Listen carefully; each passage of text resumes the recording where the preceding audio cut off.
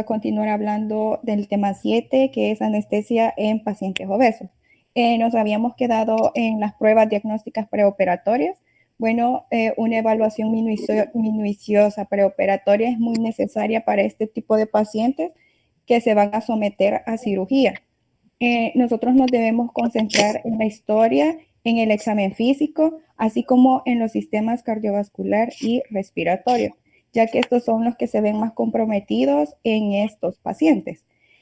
Los pacientes obesos con mayor riesgo de complicaciones perioperatorias van a ser aquellos que cuentan con obesidad central y también que tengan síndrome metabólico.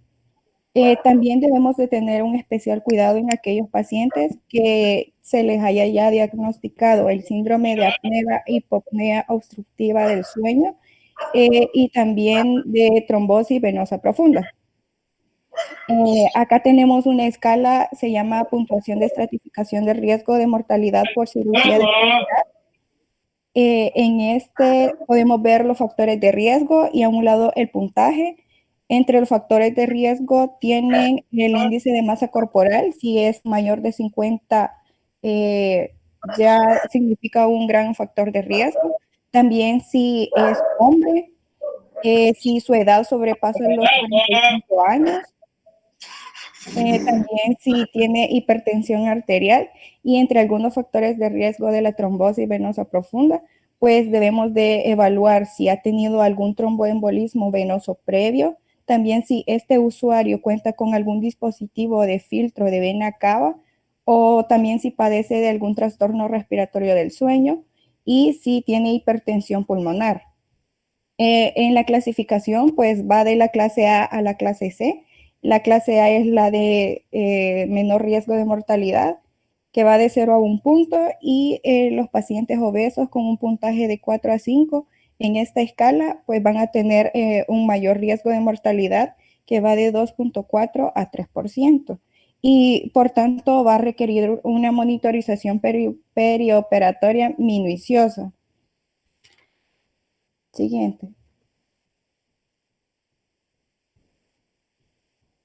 Vaya, en la evaluación preoperatoria, pues nosotros debemos de verificar radiografía de tórax. En esta vamos a observar signos de congestión pulmonar, también si existe hiperinsuflación pulmonar, insuficiencia cardíaca, o si hay un incremento en la trama vascular, o incluso si hay algún tipo de desplazamiento del corazón debido a la elevación del diafragma. También si cuenta con algún trastorno respiratorio del sueño. Siguiente. Para esto vamos a aplicar un cuestionario. Esto lo vamos a ver un poquito más adelante cuando el compañero nos hable acerca del síndrome. Pero tenemos este cuestionario con el acrónimo STOP-BANG, que significa ronquidos, cansancio, observación, presión arterial, índice de masa corporal, edad, cuello y género. Una puntuación mayor de 5 puntos, valga la redundancia, nos va a indicar un riesgo significativo de complicaciones cardiovasculares y perioperatorias. Pone el anterior, por favor. Vaya, también vamos a tener que evaluar electrocardiograma. Esta nos va a ayudar a identificar hallazgos sugestivos de hipertrofia ventricular derecha o izquierda, ya que es muy común en estos pacientes. También algún tipo de arritmia cardíaca, isquemia o infarto al miocardio. En cuanto al ecocardiograma, este nos va a ser útil para evaluar la función sistólica y la diastólica del ventrículo derecho o izquierdo. Y también pues nos va a ayudar a identificar si existe hipertensión pulmonar. También va a requerir de gases arteriales. Esto más que todo en caso de síndrome de apnea obstructiva del sueño severa, se va a requerir un resultado del análisis de estos gases que se tome con el paciente respirando a aire ambiente. Este nos va a ser de ayuda para guiarnos en la administración de la ventilación en el intraoperatorio y también en el postoperatorio. además de una oxigenoterapia complementaria. Y entre los exámenes de laboratorio, pues tenemos el colesterol total, el colesterol de alta densidad, de baja densidad, triglicéridos. También vamos a evaluar la glucemia en ayuna. Vamos a requerir de hemograma completo, creatinina, hemoglobina glicosilada y niveles de sodio y de potasio también. Siguiente.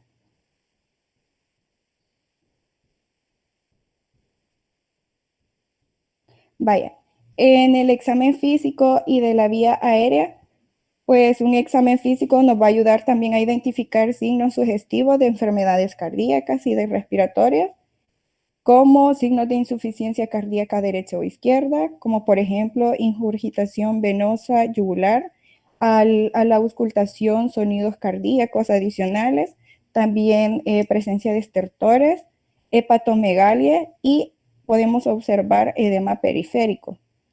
En estos pacientes obesos es muy común encontrar edema pedio y este se puede deber a insuficiencia cardíaca derecha, también puede ser por venas varicosas o simplemente por extravasación de fluido intravascular que se asocia con la disminución de la movilidad que estos pacientes presentan.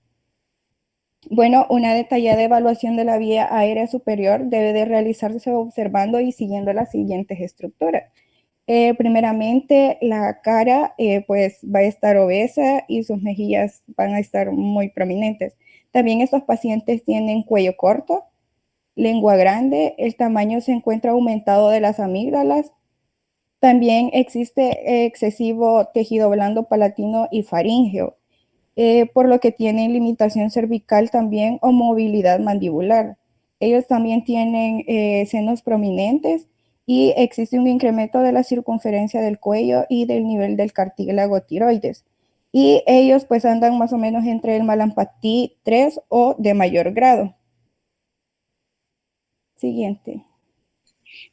Y entonces, ¿por qué es importante la valoración de la vía aérea, Yusel?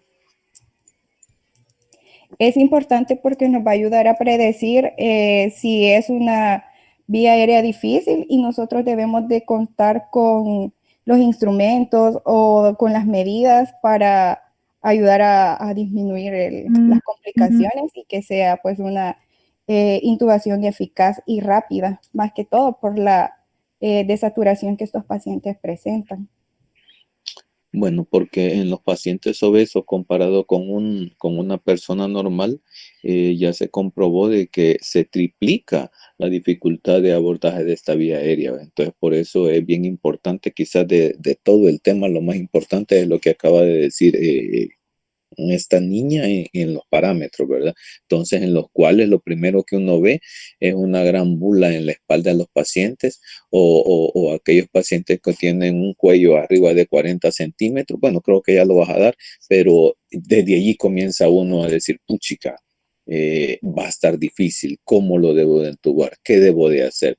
Entonces, pero siempre en las exploraciones, bueno, dale, ya. Vaya, es muy importante el resultado de la circunferencia del cuello y de un malampatí, ya que basta con estas dos pruebas para llevarnos a saber si va a ser una vía aérea difícil o no.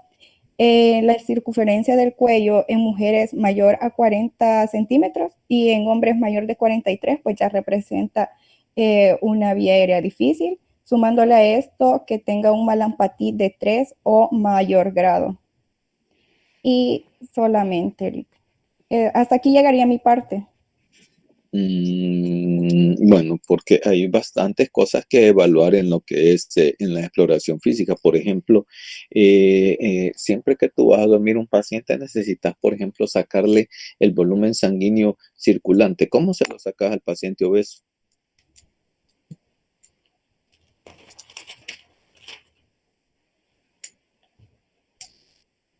Mm.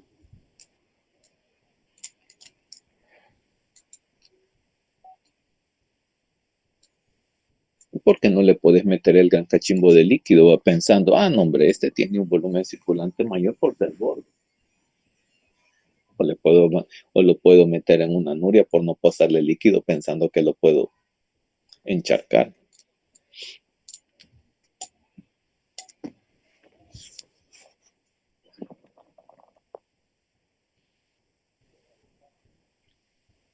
Y solo el malampatí vamos a estudiar en estos pacientes.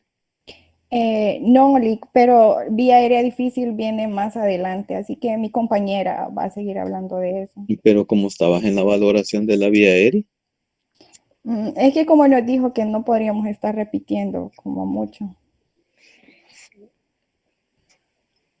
Pues sí, porque eso quizá, pues, como te repito, es lo más importante pues de todo el tema. ¿Cómo vamos a valorarlo? ¿Voy a suspender o no lo voy a suspender?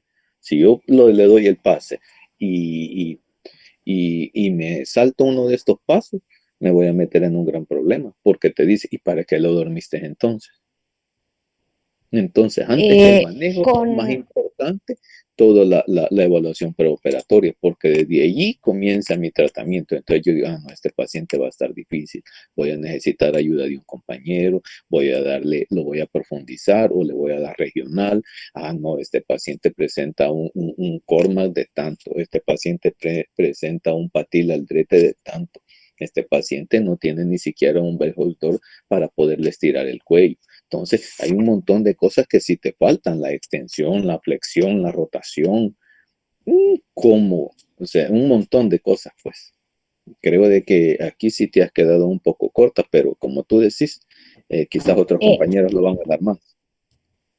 Sí, con el orden, ahorita eso solo lo iba a mencionar la compañera y luego viene Leonel Mejía con los síndromes y yo le voy a explicar acerca de vía aérea difícil, entonces vamos a hablar Vaya, de muy todo bien. esto.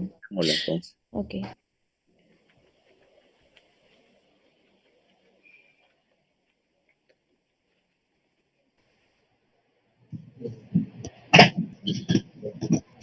Buenos días. Yo voy a hablar sobre lo que es la apnea obstructiva del sueño. Pues para comenzar vamos a hablar sobre la apnea obstructiva del sueño. Los pacientes obesos tienen mayor riesgo de lo que es la apnea. El 24% en hombres y el 9% en las mujeres obesas tienen el riesgo de esta enfermedad. Del más del 60 y el 90% de los pacientes con apnea obstructiva del sueño son obesos. Pero en sí, ¿qué es la apnea obstructiva del sueño? Es el obstáculo o el flujo aéreo por más de 10 segundos a pesar de un adecuado esfuerzo respiratorio por 5 o más veces durante 4 horas. También está asociado a lo que es una desaturación arterial de más del 4%. Igual, va, como se decía, de que esta es más incidente en lo que es en hombres que en mujeres. Igual, se caracteriza por lo de la obesidad, ¿va? Que tiene que tener un índice de masa corporal mayor de 30 kilogramos por metro cuadrado. Igual, una PCO2, el paciente que esté despierto, mayor de 45 milímetros de mercurio. Igual existen los factores de riesgo, en lo que tenemos que es la edad, el género, que este es más frecuente en hombres, y el consumo excesivo de drogas, alcohol, igual también un historial familiar. Ahora vamos a ver sobre los síndromes. El síndrome de hipoventilación por obesidad, también conocido como síndrome de Pitt-White, una breve historia, ¿verdad? El síndrome este fue denominado así por una novela de Charles Dickens, que uno de los personajes presentaba estas características. ¿Cuáles son estas características? Pues una respiración deficiente que lleva bajos niveles de oxígeno y niveles altos de dióxido de carbono. Igual también hay un impulso ventilatorio central y es distinto a lo que es la apnea obstructiva del sueño, ya que se asocia con una hipoxemia crónica con un paciente despierto menor de una presión arterial menor de 65 milímetros de mercurio, igual sin tener ninguna enfermedad obstructiva. estos pacientes son difíciles de ventilar y también hay una intubación traqueal difícil. Ahora vamos a ver sobre el síndrome de apnea y hipopnea del sueño. La alteración ventilatoria principal del síndrome de hipoventilación por obesidad es la hipoventilación alveolar independiente de la neumonía intrínseca, en la que el paciente con obesidad, hipersomnolencia diurna, hipercapnia, hipoxemia y policitemia sobreviene insuficiencia ventricular derecha. En estas personas tienen una mayor sensibilidad de efecto de depresión respiratoria de los anestésicos locales. ¿Cómo se mide este índice de apnea y hipopnea? Pues se hace por medio de una polisonografía que consiste en el registro de actividad cerebral, respiración de respiración, ritmo cardíaco, actividad muscular y también los niveles de oxígeno que hay en sangre. Y se dice que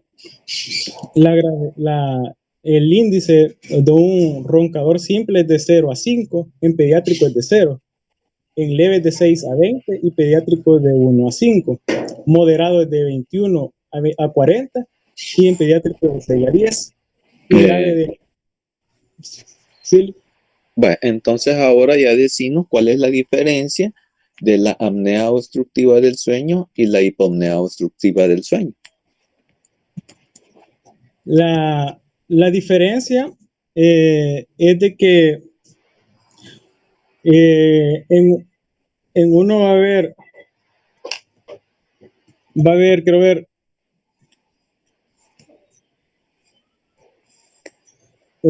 un flujo aéreo por más de 10 segundos y como se dice, como una pausa respiratoria por más de 10 segundos. Y en el, quiero ver,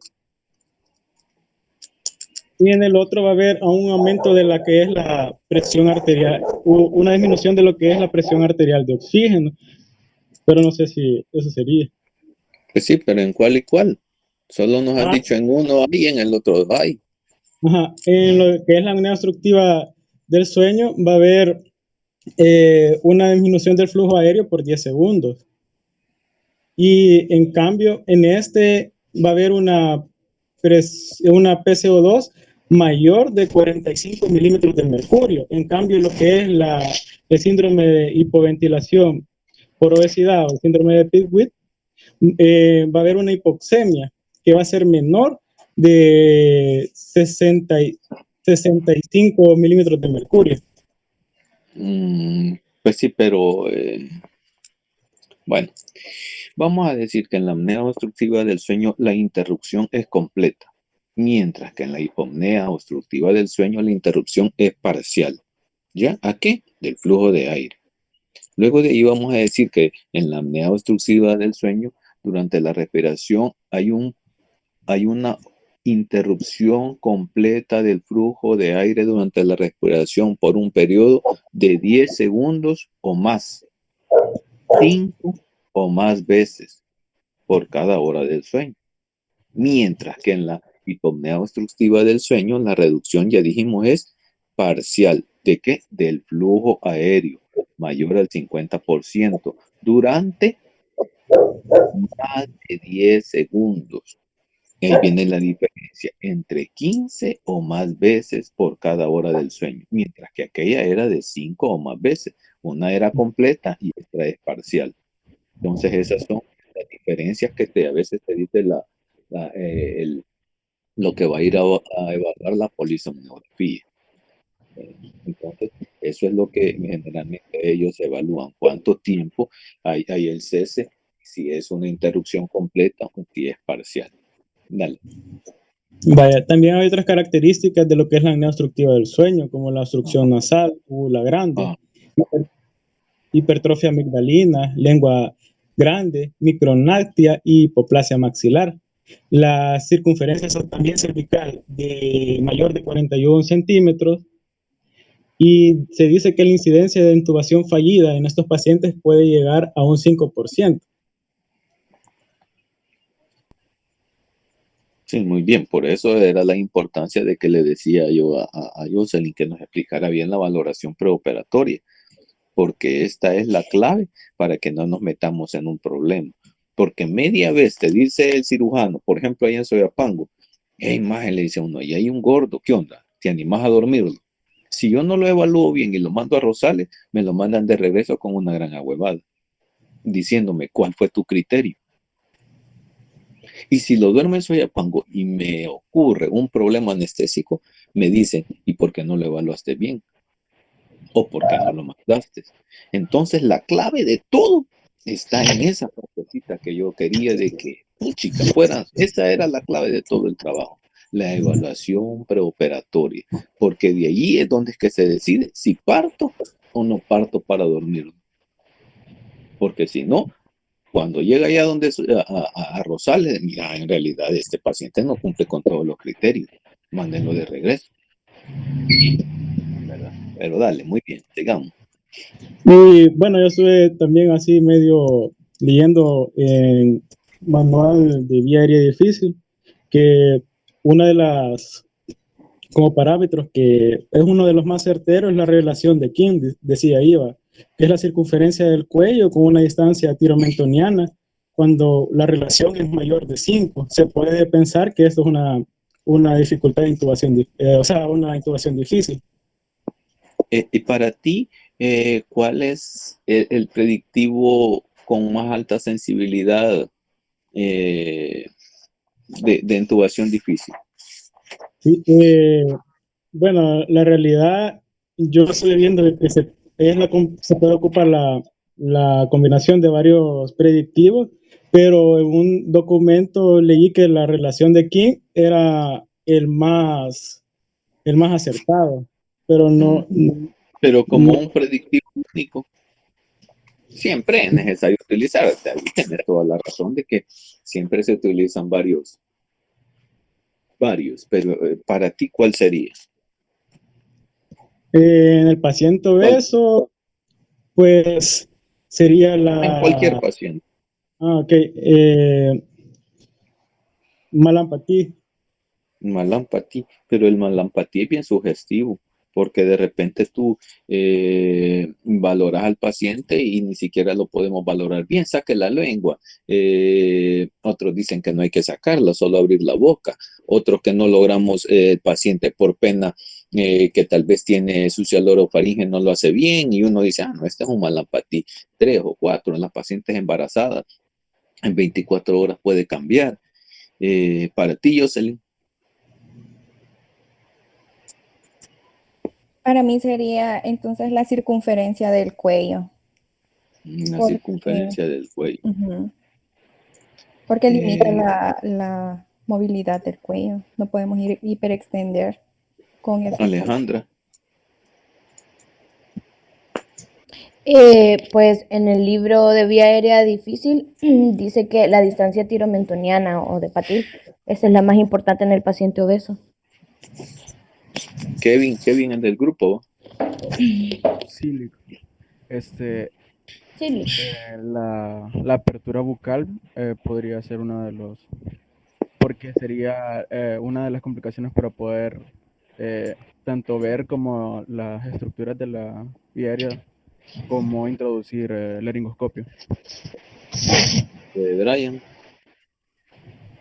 El compañero no tiene micrófono, dijo, y que si podía contestar por mensaje. Bueno, que conteste por mensaje. Una vez pasada sí podía.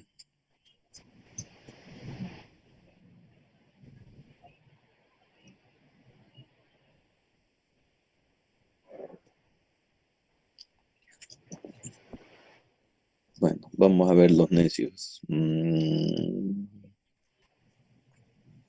Bueno, veo que ya no quieren que les pregunte porque todos han puesto foto.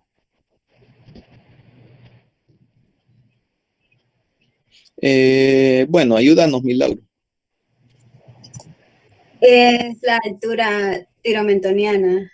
Correcto, ¿verdad? Entonces eso tiene una mayor cantidad de especificidad y es por eso de que si un paciente le miran de que tiene casi unido el mentón con el cartílago tiroides, el paciente es bien difícil que lo entube, bien difícil. Entonces, se lo dejo de tarea para que lo vayan a buscar también como un predictivo único, pero todas las respuestas de ustedes han estado correctas de que debe de ser en su conjunto que se deben de evaluar, ¿verdad?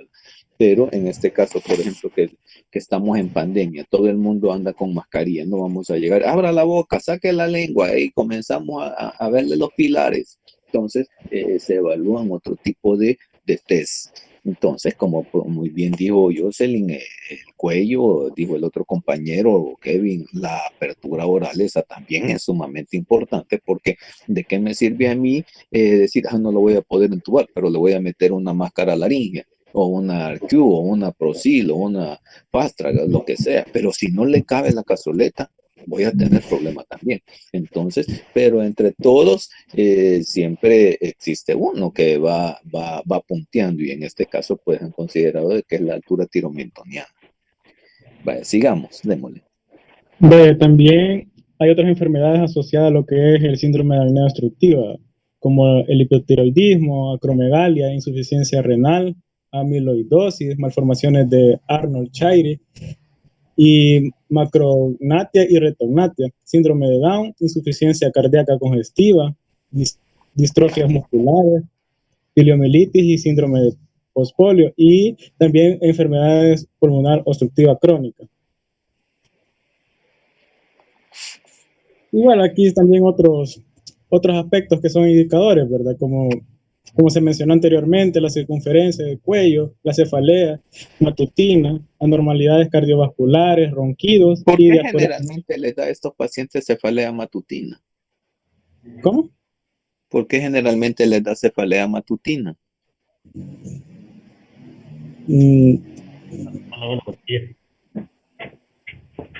Buenos días. ¿Qué onda, Pacheco? Buenos días, Lick. Sí, hombre, no hay problema. Aquí estoy yo, pero ahí te puedes conectar. Sí, lo estoy escuchando. Vale, chévere. Ajá, entonces, Lionel, ¿por qué generalmente a estos pacientes les da cefalea matutina? No me recuerdo muy bien. Pero ¿y cómo puedes estar hablando entonces de los indicadores y no vas a saber? O sea, todo lo que ustedes pongan en la diapositiva tienen que saber el por qué. Ayudarle, Kevin. Leí que se podía producir debido a a ronquidos e hipoxemia, creo que era la otra que le había leído. Pero ¿Crees? No es lo que creas, es lo que diga el libro. Jocelyn.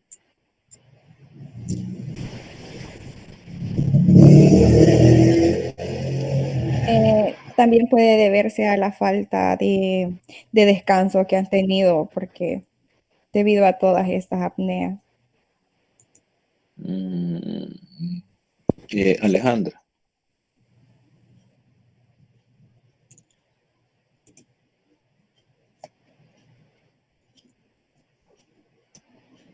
Puede ser por el estrés, ansiedad, por la falta de saturación.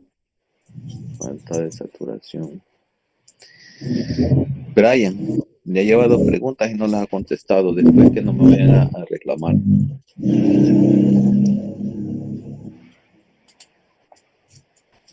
Nada, ¿va? Bueno, sigamos entonces. Igual, la sensibilidad a los quimiorreceptores y la respuesta de hipercapnia e hipoxia a la apnea aumenta en los pacientes como apnea obstructiva del sueño debido a periodos prolongados de lo que es la apnea, hipercapnia, y la respuesta esta caracteriza por un aumento de una actividad simpática, ocasionando lo que es la hipertensión, vasoconstricción periférica, y que puede luego generar un reflujo alveolar como una bradicardia profunda. La obesidad provoca también una reducción de la capacidad residual funcional que aumenta el riesgo de presentar atelectasias, cortocircuitos pulmonares, perioperatorios. Además, esta patología incrementa la tasa metabólica basal, el trabajo respiratorio y la demanda de oxígeno, provocando que durante un periodo de apnea a nivel de oxígeno arterial disminuya rápidamente.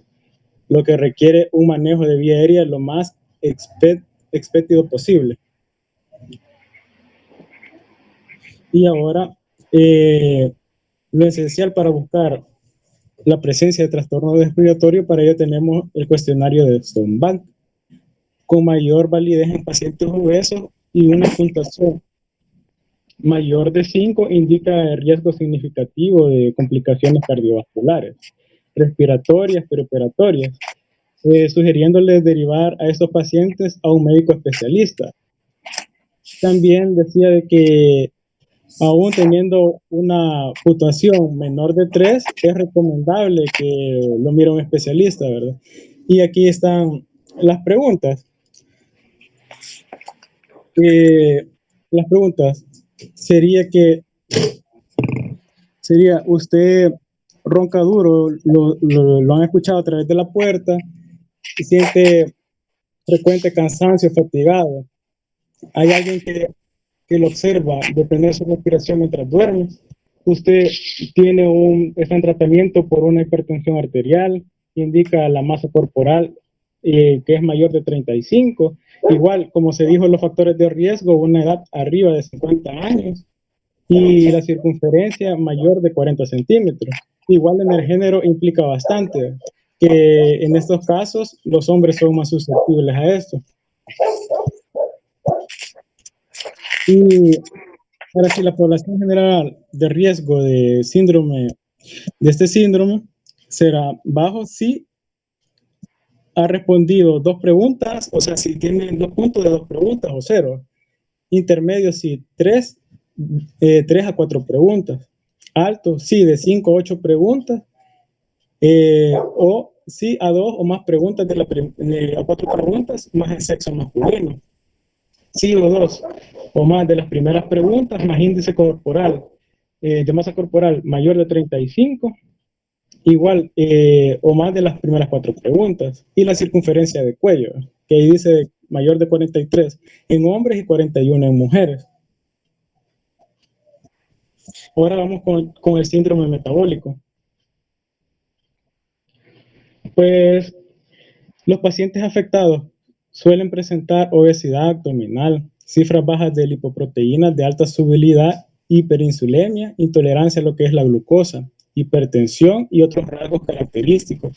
Los criterios clínicos específicos para el diagnóstico se miran lo que es en la presente tabla, que es una obesidad abdominal, como el parámetro de cintura mayor de 102 sería en hombres y mayor de 88 en mujeres. Y los triglicéridos mayor o igual de 150 milímetros por decilitro. Colesterol menor de 40 en hombres y menor de 50 en mujeres. Y una presión arterial alta mayor o igual de 130 a 85 milímetros de mercurio. Igual una glucosa en ayunas mayor de 110 milímetros por decilitro. Y por lo menos para ser detectado como síndrome metabólico, tiene que ser en las siguientes condiciones: obesidad abdominal, valores elevados de glucosa en ayuna, hipertensión y las cifras bajas de lipoproteínas de alta densidad e trigliceridemia.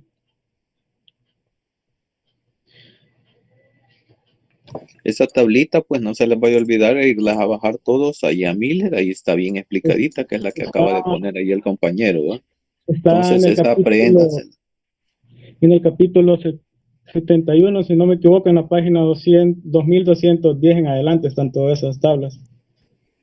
Muy bien, ahí vayan a buscarlo. Igual, la ganancia de peso o con obesidad visceral es el factor de pronóstico destacado en el síndrome metabólico. La estrategia clínica se basa, en este caso, en el parámetro de cintura, más que en el índice de masa corporal, de masa adiposa. Contribuye al desarrollo de síndrome, dado que se ha demostrado que el índice de masa corporal es un indicador poco sensible de riesgo de enfermedad metabólica y cardiovascular asociada con la obesidad. Y aquí están los parámetros de cintura, que indica el peso normal, el sobrepeso o obesidad de clase 1. Y ahí son los parámetros. Ahora vamos con el siguiente síndrome, que es el síndrome de Prader-Willi, que este más que todo es un trastorno ya genético. Es poco común, provoca una disminución de la fuerza muscular, bajos niveles de hormonas sexuales y una sensación constante de hambre. La parte del cerebro que controla la saciedad o el hambre no funciona como debe ser. Y estas personas comen de manera excesiva. En los niños pueden tener testículos no descendidos, y aquí vamos a tener otros signos, ¿va? Como baja estatura, habilidades motoras deficientes, aumento de peso, también una discapacidad mental leve. Y no existe, para este síndrome no existe cura. Sí se puede tratar con hormona de crecimiento y ejercicios y asistencia nutricional para controlar el peso, ¿verdad? Pero para este síndrome no hay cura. Ya pasando ya para la farmacología, no sé si hay dudas o alguna pregunta.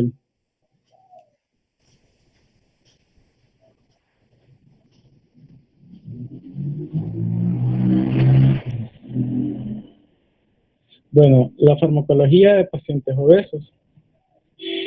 La obesidad provoca cambios imprescindibles en el metabolismo de los fármacos. La obesidad mórbida aumenta la duración del efecto y el grado de lo que es la biotransformación de anestésicos liposolubles.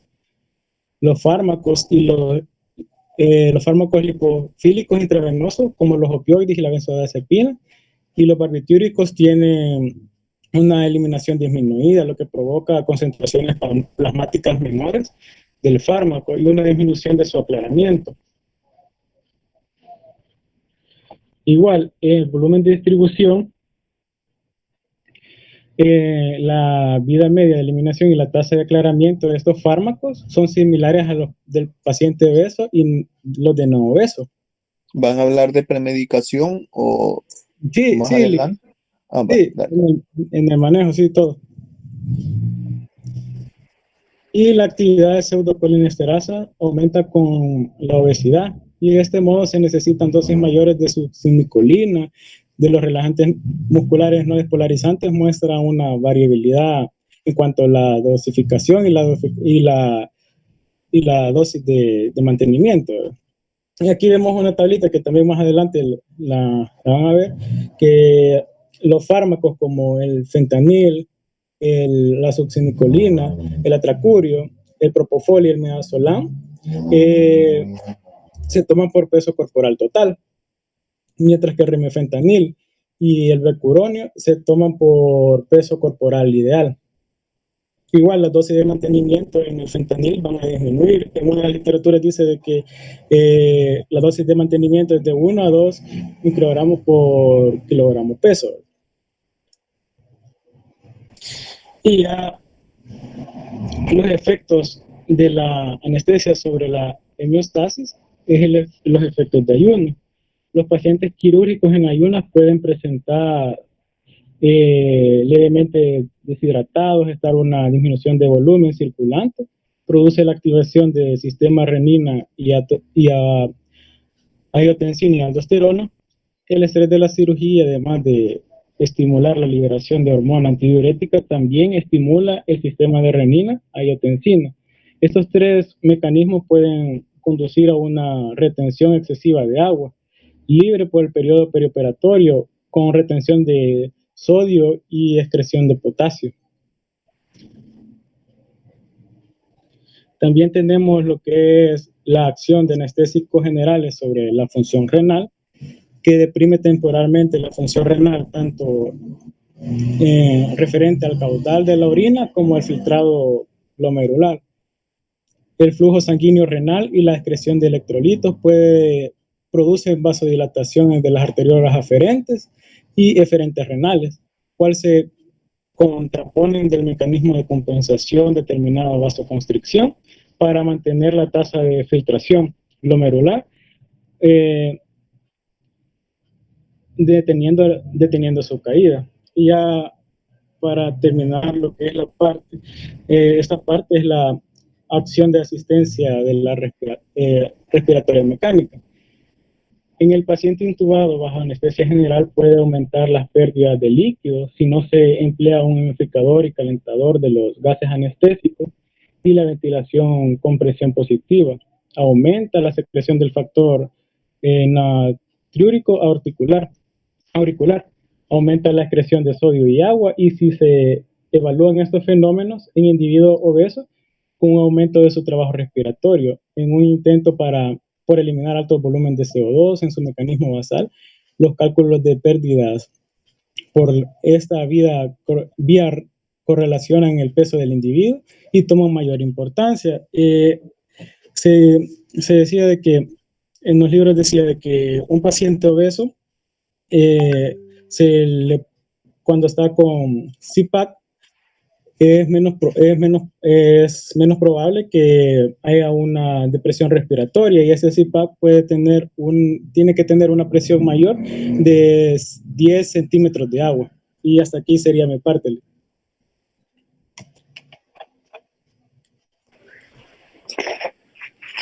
¿Quién sigue?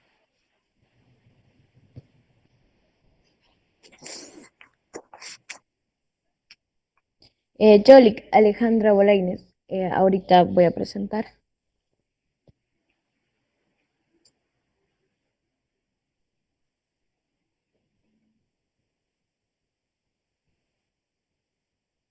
Solo me confirman si ven la diapositiva.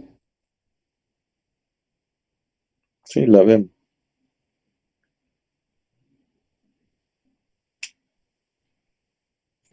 Ok. Sí, la vemos.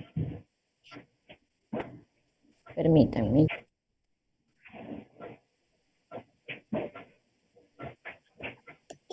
Ok, entonces tengan muy buenos días, licenciados y compañeros. Yo les voy a hablar de las consideraciones transanestésicas que tenemos que tener. Como ya venían hablando mis compañeros, ¿verdad? De todas las consideraciones, solo que no lo mencionaron en sí como consideraciones, pero estas son muy importantes en el manejo del paciente. Una de ellas es la elección de los fármacos anestésicos, como ya decía mi compañero, ¿verdad? Nos dice que la obesidad nos va a provocar cambios impredecibles en el metabolismo de los fármacos. La obesidad mórbida aumenta la duración del efecto también y el grado de biotransformación de los anestésicos liposolubles, como mencionaba el compañero Leonel. Los fármacos liposolubles intravenosos, como los opioides, las Ale, benzodiazepinas y los... creo que te quiere preguntar algo, Pacheco. ¿Qué pasó? Ah, ok. No, dale. Ya puedes apagar el micrófono porque se oye lo que estás en sala, Pacheco, porfa. Ok. Dale. Entonces, decíamos que los fármacos lipofílicos e intravenosos, como los opioides, las benzodiazepinas y los barbitúricos, estos tienen un volumen de distribución aumentado y van a tener una vida media de eliminación disminuida, ¿verdad? Lo que va a provocar concentraciones plasmáticas menores del fármaco y también una disminución del aclaramiento. Nos menciona también que el fentanil presenta una farmacocinética similar en pacientes obesos y no obesos. Esto ya está comprobado. Entonces, el volumen también de distribución de la vida media de eliminación y la tasa de aclaramiento de los fármacos hidrosolubles, estos van a ser similares también en los pacientes obesos y en los no obesos. Y la actividad de la pseudocolinesterasa se nos va a aumentar, aumenta con la obesidad, ¿verdad? Y de este modo se necesitan dosis mayores de succinilcolina. Tenemos también, hablando de los relajantes musculares no despolarizantes, estos van a mostrar variabilidad en cuanto a la dosificación, la duración y la recuperación, de manera que su administración debe estar guiada por la estimulación de nervios periféricos.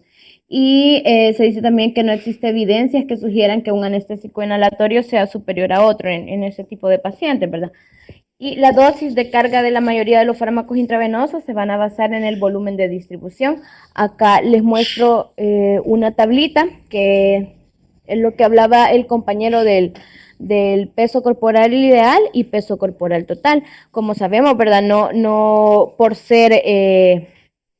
tener un peso que de 300 libras, le vamos a poner al paciente fentanil que dosis de mayor de 300 microgramos, ¿verdad? Entonces, nos dice que el fentanil, su dosis de carga de función va a ser del PST, o sea, del peso corporal total. En esa tenemos que disminuir el mantenimiento, ¿verdad?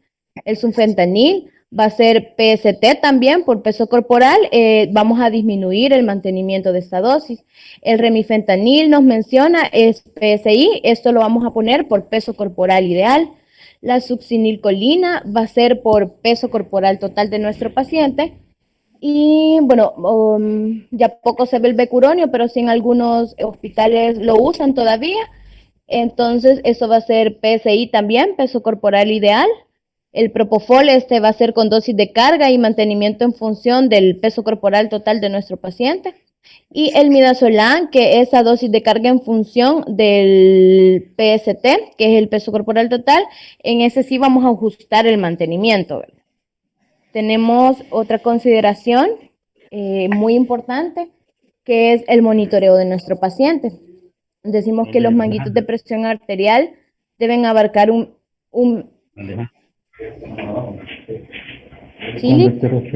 Cuando te referías a ajustar la dosis, ¿a qué te referís? Explícanos a qué te referís. A disminuir dosis. Esta va a ser por el, ya le digo, ahí está, por el peso corporal total. O sea, como les decía, nos vamos a guiar por,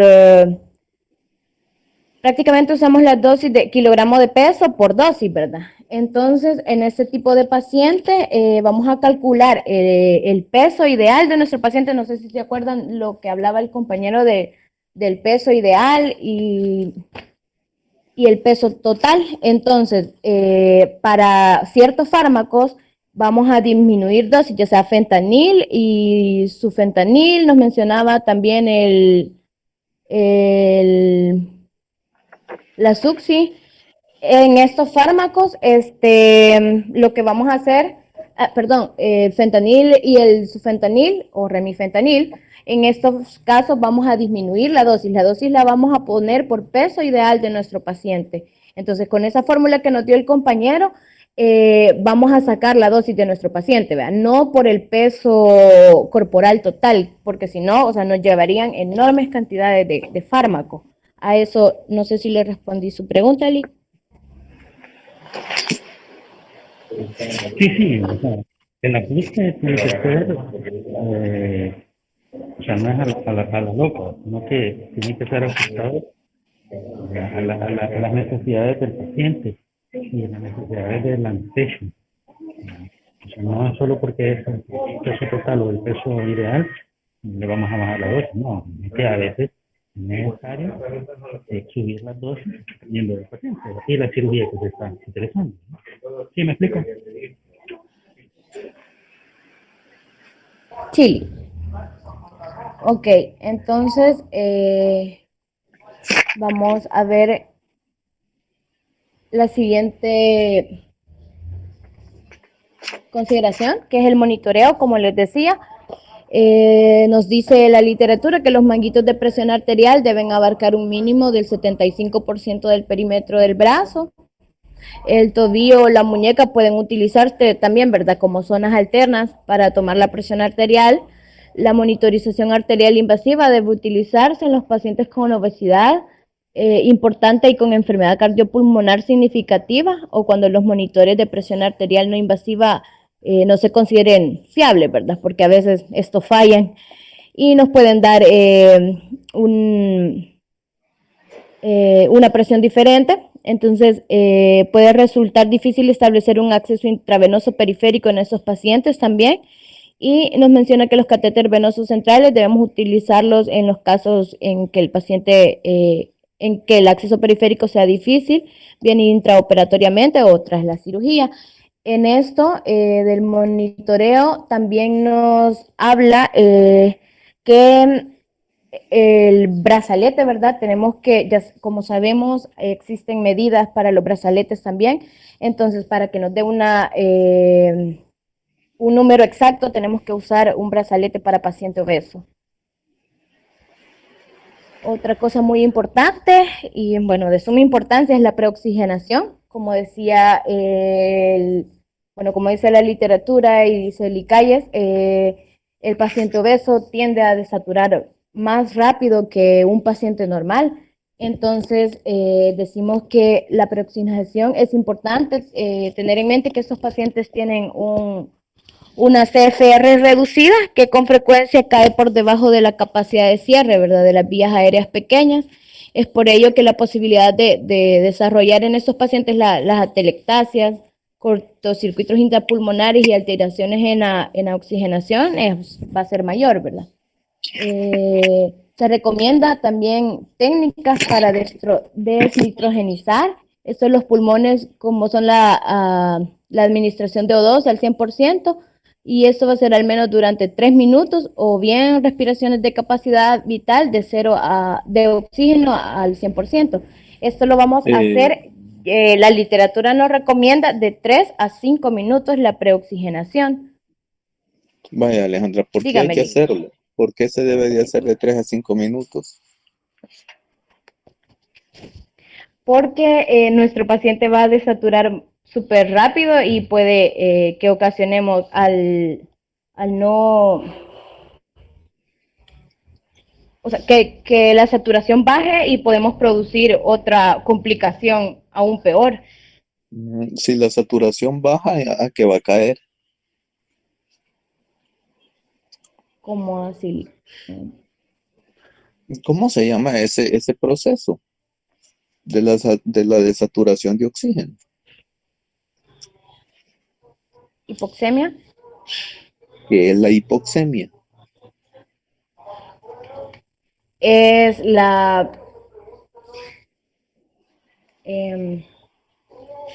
¿cómo le digo? Es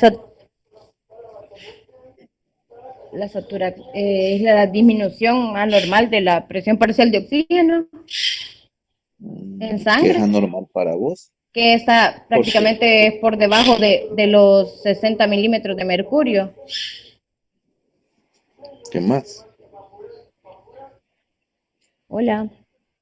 ¿Qué más te digo? Porque los EPOC así andan y puchica.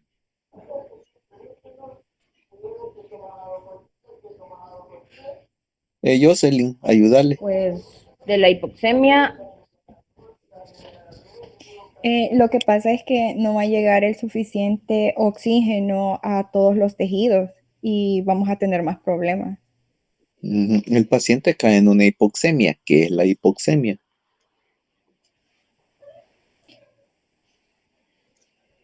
La disminución de oxígeno parcial en la sangre. ¿Qué más?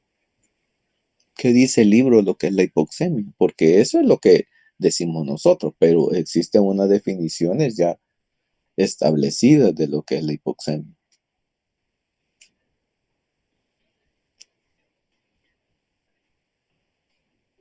Porque tú me decís la disminución de caída de oxígeno en la sangre, pero ¿cuánto?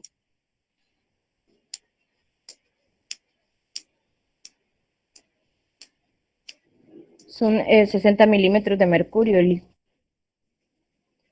Brian ya se conectó. Él dijo que estaba teniendo problemas con el Inter. Bueno, Kevin,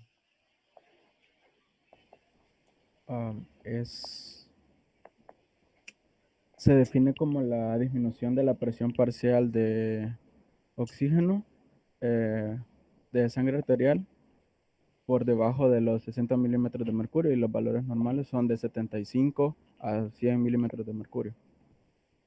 solo eso. Es la definición. Donel,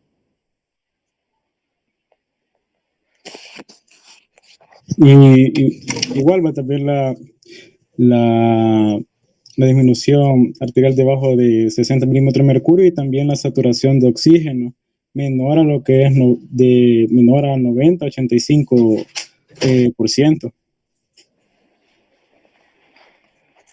Bueno, debemos de recordar que este tipo de pacientes obesos en primer lugar son restrictivos, ¿verdad? Entonces, a raíz de eso, sus capacidades como la CRF, la CI y la KB, capacidad vital, capacidad residual funcional, el volumen residual de expiración, todos estos se encuentran disminuidos. A raíz de esto, este paciente se debe de oxigenar a fin de que, como ya habíamos dicho anteriormente, es como los prematuros que desaturan de a los 90 segundos, de 140 segundos a 130 segundos.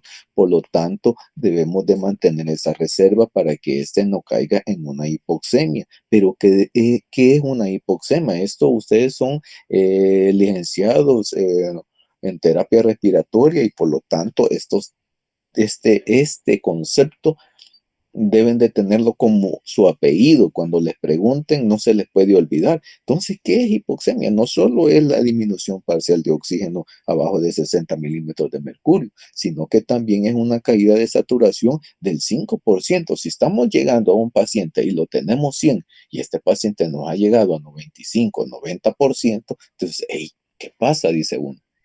¿Ya? Entonces, la disminución de la presión parcial de oxígeno, recordemos que generalmente solo las podemos ver, no las podemos ver en nuestro monitor, sino que solo la saturación.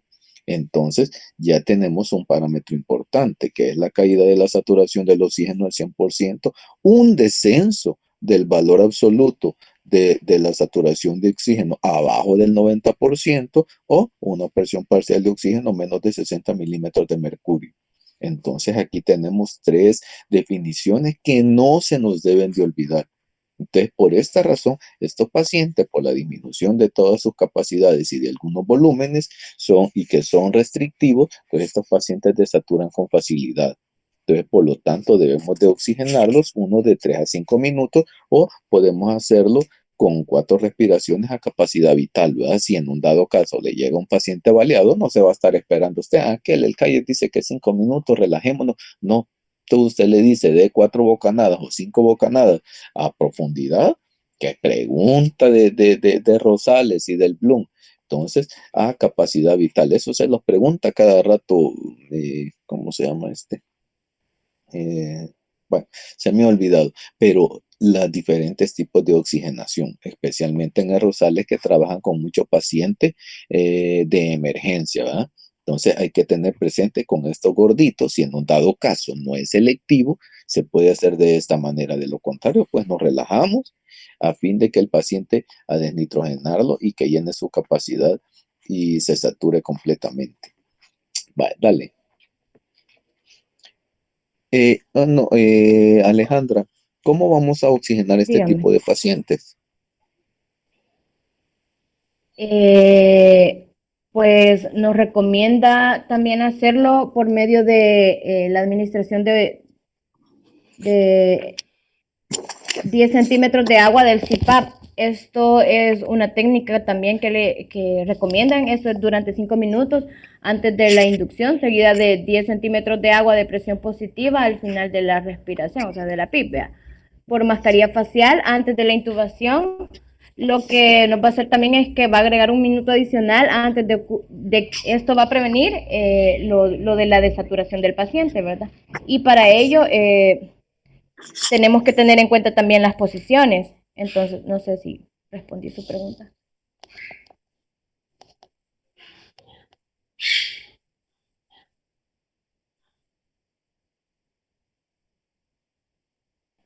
¿Y qué posiciones? Porque así nos podemos Bye. confundir. Tenés Sí, que sí, ser es que específica, eso, ya que sí, ustedes, es que a eso voy.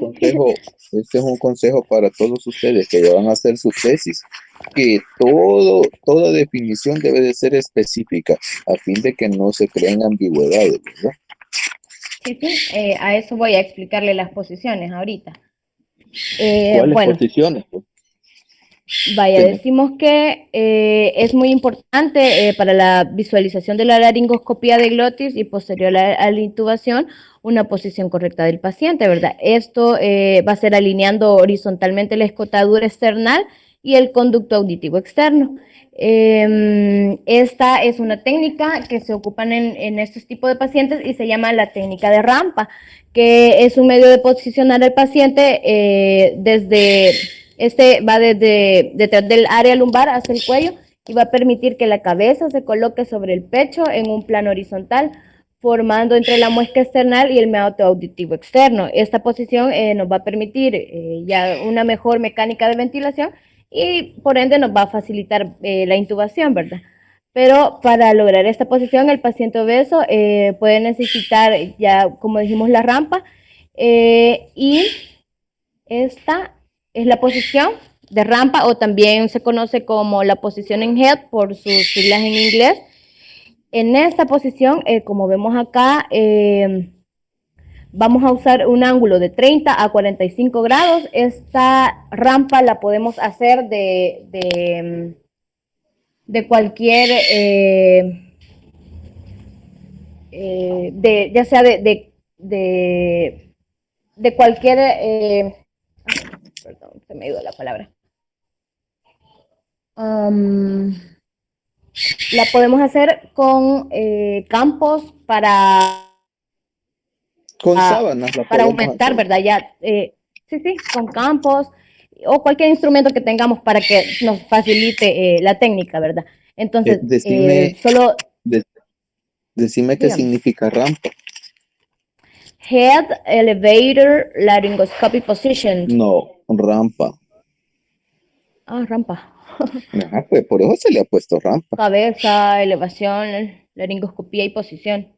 Ah, pero el head. No. Sí. Jocelyn,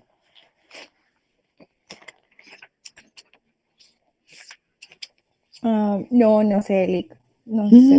y no es lo más importante ahorita, pues, el manejo de la vía aérea. Si no se ocupa esta posición, la regamos.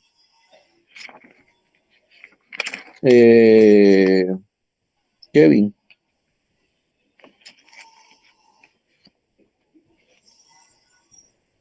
No, no entiendo.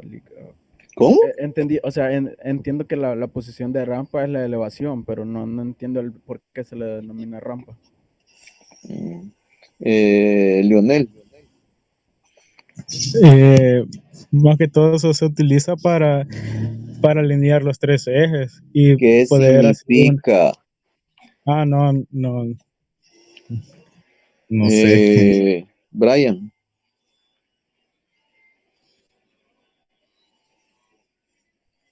bueno, ayúdanos, Milagro. No, Lick, no sé. Y Ese es un término común, tan un común. término común, que se utiliza en Bueno, medicina. espérame, vamos a ver, Saúl, el otro que salió bien. No, no sé tampoco. Bueno, vamos a comenzar a Un término preguntar.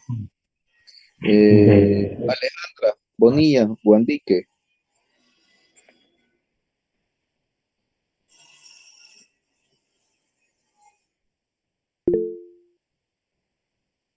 Vaya, no está y después me reclaman. Es una pendiente, dice ahí, le respondió en mensaje. Alex Silva. Ah, no, ella le preguntamos. Va. Él es del Alexander grupo, Molina.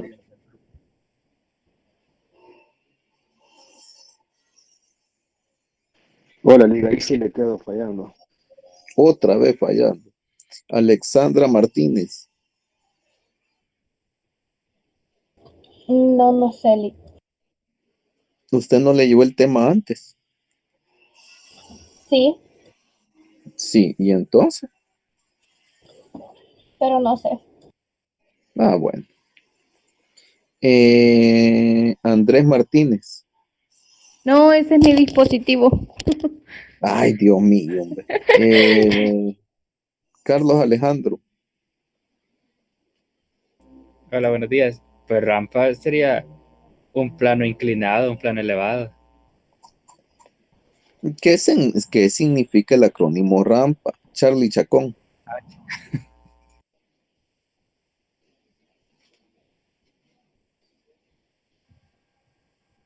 No tengo idea. Danilo.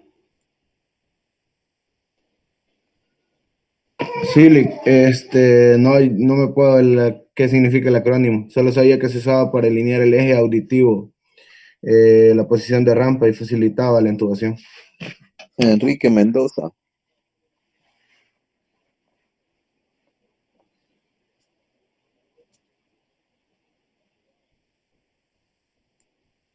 No está. Bueno. Fabiola Rodríguez. Hola, sí. Yo solo entiendo que es un término que se utiliza para alinear una superficie que tenga diferentes tipos de altura para que se quede al mismo nivel. Gabriela Pascasio.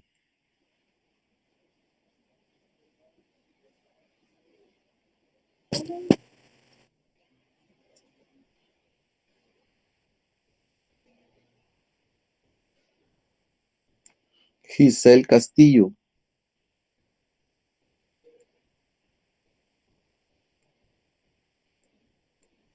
No estoy segura, Lick. ¿Y qué es lo que cree usted? Ya que no está segura. Lo mismo que dijo mi compañera Fabiola. ¿Y qué dijo ella? Dijo de que el acrónimo HELP, que significaba que la posición dependía de acuerdo a la laringoscopía que nosotros íbamos a hacer. Nada que ver lo que dijo. Guadalupe Tejada. No sé, Lick. Ivette Ramírez, ilumínenos.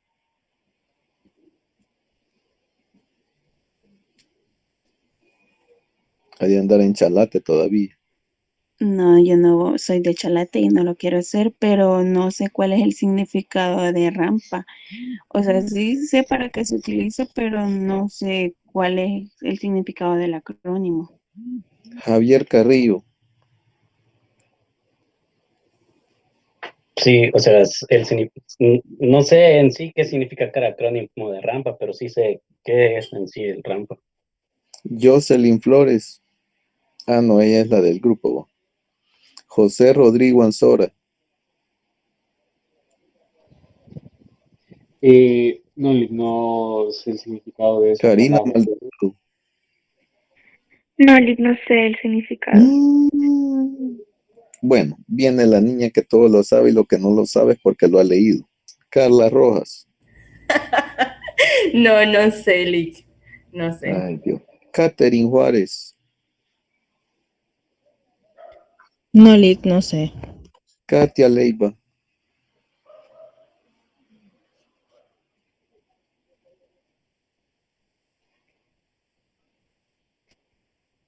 Bueno, sigamos entonces, si no aquí nos vamos a tirar. Dale. Vaya, entonces, como les decía, ¿verdad?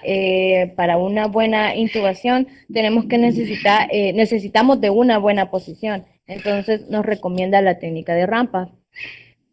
Y bueno, solo acordarnos que el ángulo debe ser de 30 grados a 45 grados, ¿verdad? Entonces, esa sería la técnica que utilizaríamos. Eso sería con respecto a consideraciones anestésicas y no sé si hay otra pregunta, Lick, pasamos a manejo de vía aérea. Bueno, sigamos con el manejo. Ok. Decimos que en el manejo de la vía aérea, este va a ser uno de los grandes desafíos que vamos a presentar nosotros como anestesistas, ¿verdad? Debe estar disponible de inmediato un carro de emergencia, nos sugiere, para vías respiratorias, que ¿Qué debe de brinde contener ese carro de emergencia? dispositivos supraglóticos. ¿Cuáles? También nos dice Pues, pueden ser los de...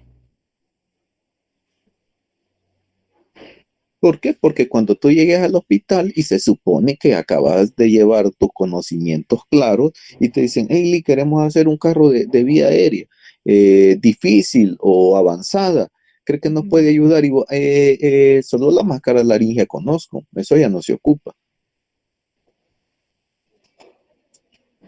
Ok, nos mencionaba también, permítame que esto...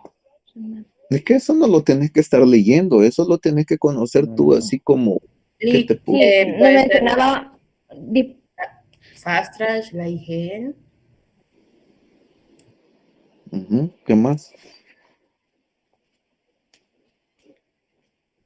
Nos menciona que son las de tercer... ¿Y cuáles son las de tercera generación para ti?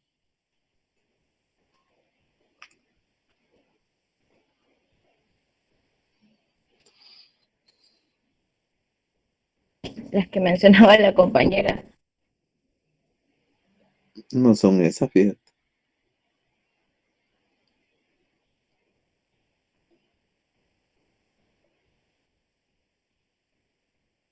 Entonces, ¿cómo puedes manejar tú este paciente si no tenés ni siquiera tu carro listo? Botas todo el tema. Porque ya le dimos el pase. Sí, está gordito, mi modo, hagámosle frente en este hospital. Y venís y te dicen, ¿y qué pasó? No, no lo puedo entubar. ¿Y por qué? ¿Y qué va a hacer? No sé. No puedes decir eso. Si le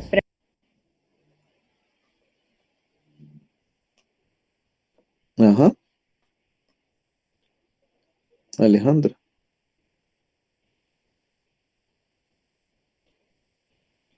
Sí, dígame. estoy esperando tu respuesta. Pues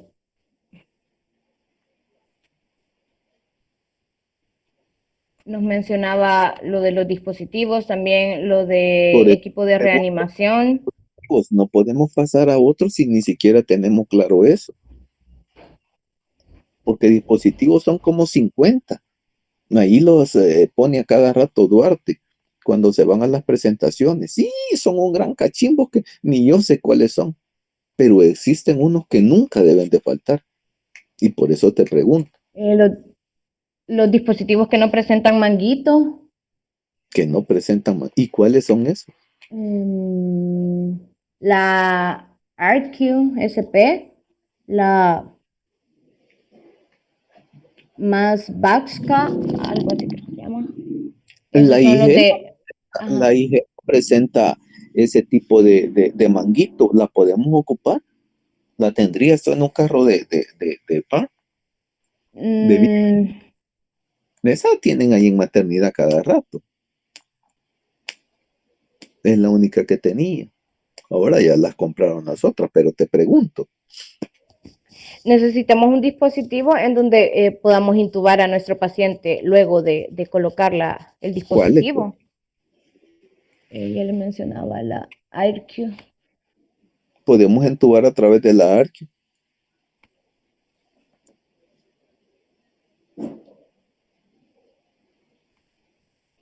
Jocelyn,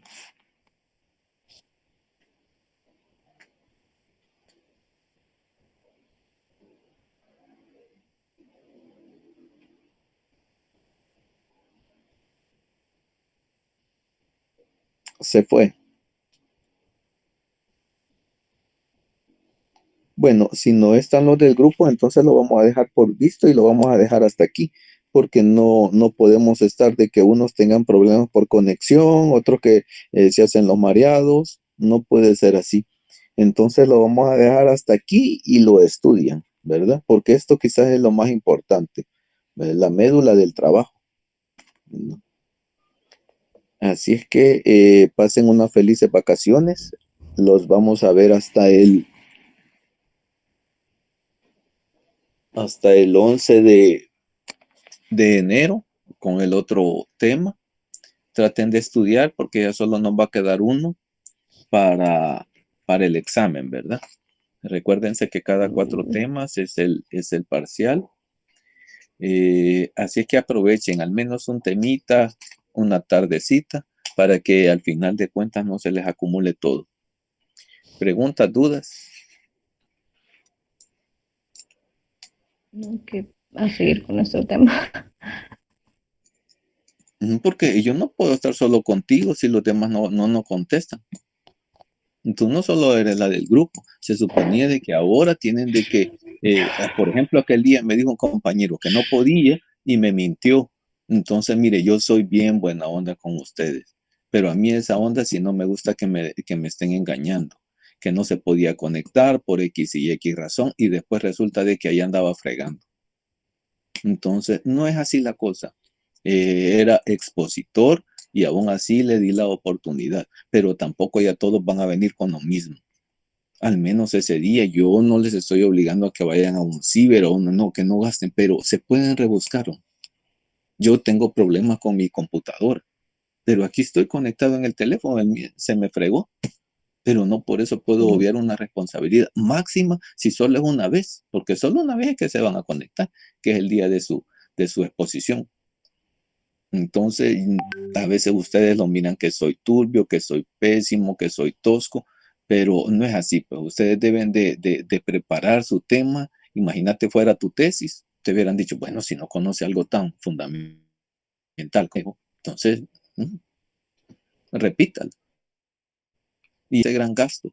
Entonces traten de hacer esto ya como que son, ya son profesionales, y ya casi salen. Entonces, como un ejercicio de su tesis, para cuando la defiendan, vayan con todo. Entonces, me extraña de ustedes porque todos son muy buenos. Y lo que les he preguntado son cosas básicas, pues, ¿verdad? Bueno, no habiendo más, pues solo tú faltabas, ¿verdad, Alejandra? No, faltamos 2. ¿2 más? Sí. ¿Quiénes? Son 2, o sea, mi persona y mi compañero Silva. Silva. ¿Y qué va a dar Sí, Silva? manejo. Bueno, que den manejo, vamos a ver él entonces.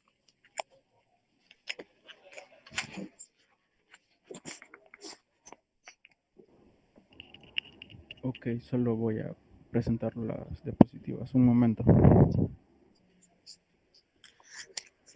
Bueno, Permíteme que se me ha trabado la compu, entonces ya voy a dejar de presentar. Espérame. ¿Cuál es el mejor manejo anestésico, Kevin? ¿Lo que nos recomiendas tú? Según bibliografías que mencionaba, por ejemplo, el ABC de la anestesia, Miller y también Aldrete, mencionaban que en cuanto a los fármacos en los cuales se tendrían que tener mayor cuidado es al momento de utilizar los opioides, debido a que, según literaturas, dicen que son lipofílicos, pero a la hora de utilizarlos en la práctica, se demostró varios estudios en diversos años que, por ejemplo, se demostró que en el fentanil, como dosis tope, se manejaba de 2.000 microgramos debido a que un posible aumento de la posibilidad de que haya un paro respiratorio en el trance anestésico. En el caso de la utilización de los relajantes neuromusculares, mencionaba estas literaturas que no presentaban ningún cambio al utilizar uno u otro relajante neuromuscular, y que mencionaba que podíamos utilizar desde succinilcolina,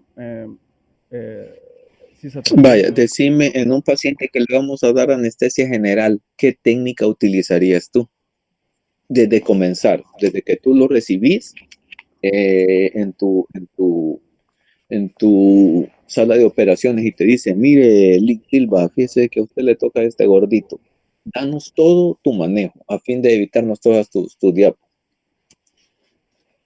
Y vas a Ok. salvar tu tema. Ok, según la bibliografía, la técnica que se manejaba era anestesia general balanceada, debido a que era la que presentaba mejor rendimiento a la hora del mantenimiento del paciente. Utilizar gases anestésicos. La bibliografía decía que solo la indicación, como norma general, utilizar el sevoflurano, debido a que era uno de los que tenía menor interacción en cuanto al paciente am, al momento de realizar intubación. Se mencionaba que la Suxi era la mejor. No, no me has entendido. Bueno, para no cortarte la idea, ¿por qué Sebo? ¿Y por qué no hizo? ¿Por qué Sebo? Según tú, ¿va? am, sí, se me- Alejandra, Se mencionaba que cualquiera de los dos gases no habría problema utilizarlo, decía la literatura, que los dos sí los metabolizaba bien el paciente obeso. que es que decía que era el sevoflurano y el deflurano, que son los gases que se mencionaba, debido a que no tenían una menor solubilidad en cuanto a los lípidos. por ahí vamos ya, muy bien. Entonces es mentirosa la niña Alejandra. Vamos a ver quién otro. Jocelyn.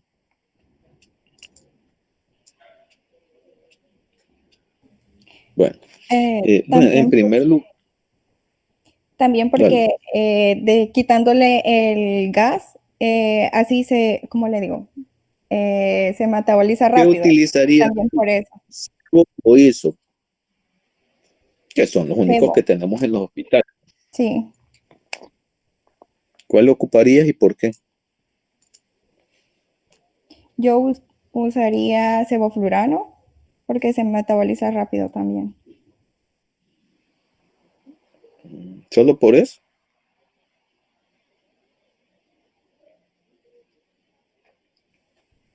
Chilic. Recuérdense, por ejemplo, cuando ustedes van el Bloom, ¿cuántas veces han visto al licenciado Cárcamo que ni siquiera le toma avena a los pacientes, a los pacientitos, solo les da bajo máscara y les da cebo? ¿Por qué hace eso él? Ahí están las Por el respuestas. rápido despertar que se da al utilizar sevoflurano. Sí, pero ¿por qué? Ese es el objetivo. Entonces él cuando vos le digas, hey, pero nosotros tenemos entendido que a todo paciente hay que estar, no podemos dormirlo si no tenemos una vena tomada. Entonces él te va a decir, bueno, entonces vaya a leer todas las características del Seborane y entonces, y por eso es que usted lo hace así, ¿verdad? Ujú. ¿Cuáles son? No Esa es sería la razón por la que te coeficiente de partición. Ujú. ¿Cuál, pues?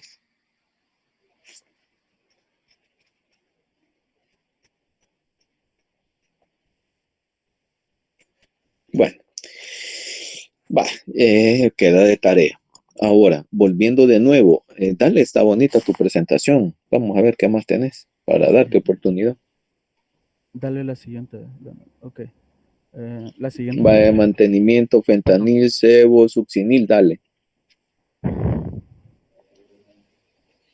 Posición de rampa, En cuanto a secuencia. la ventilación mecánica, la BCE mencionaba que se debería de utilizar Pero ventilación aquí, perdón, presión perdón, tiempo. aquí tenemos ya la extubación, dice aquí. Sí, también es que mencionaba el apartado junto de la ventilación y extubación. Va, entonces antes de que continúes mi modo, hay ¿cómo es que se llama? Otras cosas más importantes que necesito que ustedes aprendan. Entonces, volviendo de nuevo, tenés tu paciente y te van a decir, mire Luis, ¿cómo te llamas? Silva, Kevin Silva. Silva, te tenés este paciente, ¿cómo lo va a dormir? No estás ni en el Rosales, no estás en maternidad, no estás en el, y no que estás vos solo allá en Ayahualo, estás allá en Cojute en la noche, en Soya de noche, vos solito. No lo puedes referir.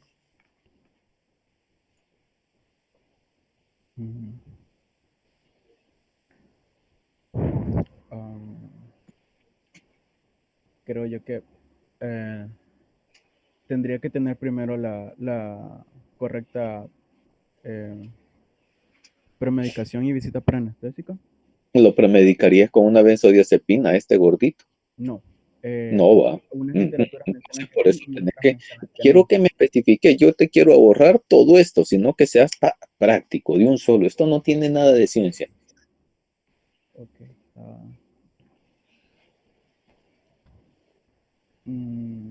Nada.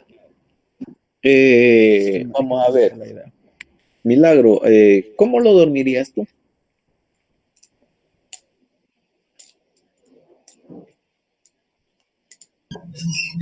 Vaya, desde la premedicación, Nico. Ya lo tenés en sala. Ajá. ¿Cómo harías? ¿Cuáles serían tus técnicas o qué harías? Vaya, lo importante en esos pacientes, si es posible, ¿verdad? Que tengan una premedicación como metoclopramida y ranitidina. Muy bien, excelente, ya lo premedicamos. Vaya, para el momento de preoxigenación, ¿Ya de un aparte solo, de te haber evaluado todo. vas a ir a la preoxigenación? ¿Cómo? ¿De un solo te vas a ir a la preoxigenación? No, o sea, después de ya haber evaluado todos los... El gordo, y vos decís, este maestro está yuca, solo Dios conmigo ahorita. Ajá. Se evalúan los test de la vía aérea. Ya los evaluamos y ya vimos de que va a estar yuca. De ahí, gordo, ya es un obeso mórbido. de ahí se coloca el paciente en la posición de rampa o también puede ser la posición de buje. Bueno, vaya. Vamos a ver, Saúl. Sí. Te pregunto, no con el hecho de estarte molestando, sino que es para que tener mayores conocimientos. ¿Cómo lo dormirías tú? Siguiendo de lo que dijo, sería el monitoreo también, ¿verdad? La elección del brazalete, del manguito, que todo esté... Sí, eso es básico. ¿Qué más? ¿Cuál sería tu tema? Después de la posición iría lo que sería ya la necesidad de la preoxigenación por más de 5 minutos. Karina Maldonado.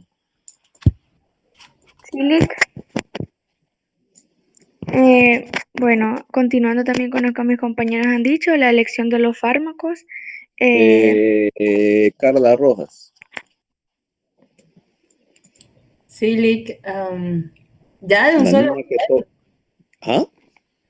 Dígame. Dale, te estoy esperando tu respuesta.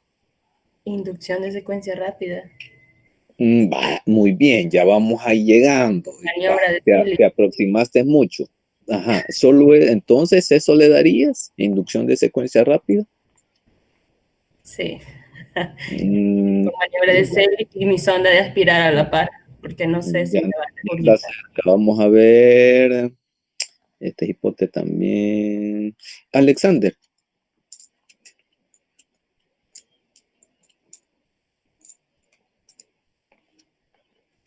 Bueno, Liga, además de la buena, de la secuencia rápida que mencionaba Carla, es tener a la mano las máscaras laringeas por cualquier A o B motivo que se nos presente. Vamos a ver. Danilo. Órale, aparte de la premedicación que ya decían con antiespasmódicos, tendría que ver en la parte de la preoxigenación que no podemos ventilarlo a presión positiva porque estos pacientes tienen mayor probabilidad de regurgitación del alimento y retraso en el pasamiento gástrico. Entonces la posición no solo nos sirve para para alinear los ejes y permitir una facilidad a la hora de entubar, sino también por el hecho de que podemos tener reflujo o a la pérdida de los reflejos también podemos producir lo que sería, ¿cómo sería la aspiración de contenido gástrico a nivel pulmonar? Guadalupe Tejada.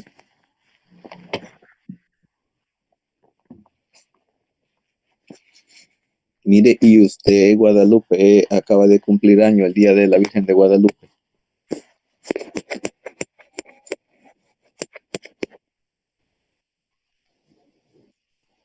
Ya ni está. Ivette.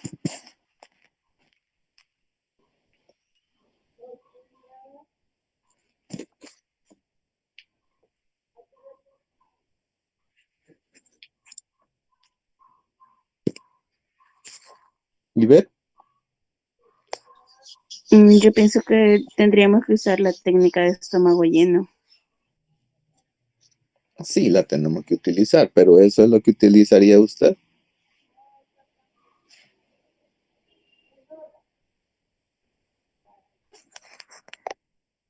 Sí.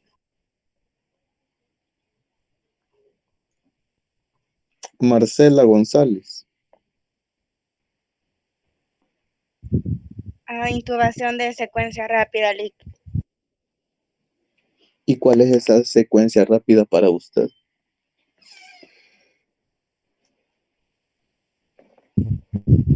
Sería preoxigenar primero al paciente, no con presión positiva, por lo que mencionaba Danilo, utilizar succinicolina por el tiempo de acción, al analgésico y intubación con maniobra de Selig y mantener la maniobra de Selig hasta que esté la intubación. Muy bien. Mauricio Calderón, ¿qué técnica utilizaría usted en un paciente que cree que no lo va a poder entubar?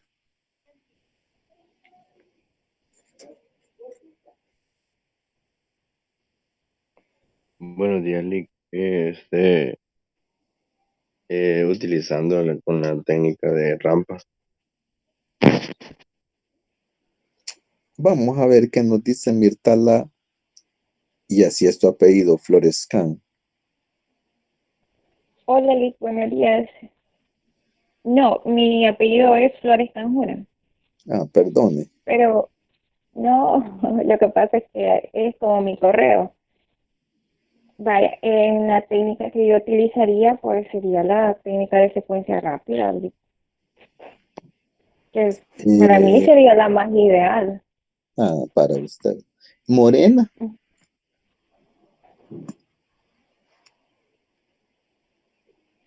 Sí, buenos días, Lick. Pues yo utilizaría la intubación de secuencia rápida porque en estos pacientes tienden a desaturar más rápido y pues nos permite tener un acceso ventilatorio más rápido con nuestro paciente. Natalie Gutiérrez.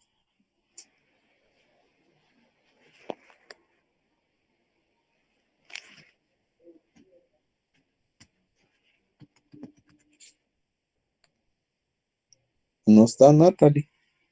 Bueno. Sabrina Mazariego. Igual yo ocuparía la técnica de secuencia rápida y el posicionamiento del paciente con su debida monitorización y poder revisar también su cuadro, su expediente, ¿verdad? Para ver sus valores de laboratorio, etc. ¿Cuáles son los pasos básicos de la secuencia rápida? Vaya, sería primero preparar todo nuestro equipo necesario que vamos a ocupar para la intubación. Ocupar, como decían anteriormente, ranitidina, metoclopramida. Luego ya pasaremos a la preoxigenación, a la inducción con succinilcolina, propofol y la intubación.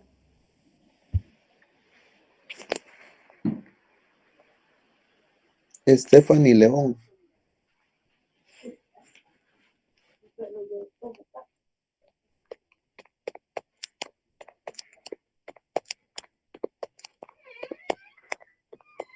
No está. Vane Vázquez. Buenos días, Lick. ¿Qué onda? Igual sería intubación de secuencia rápida. Usted está en la Cruz Verde, ¿va? No, No, ¿y a dónde es que está usted? en comando. En Comando, ¿ya le ha tocado a usted entubar un paciente en la calle? No. No. Ah, bueno, se salva. Ah, y Coreas, puchica, Coreas, ajá. A él pregúntele. Ujú.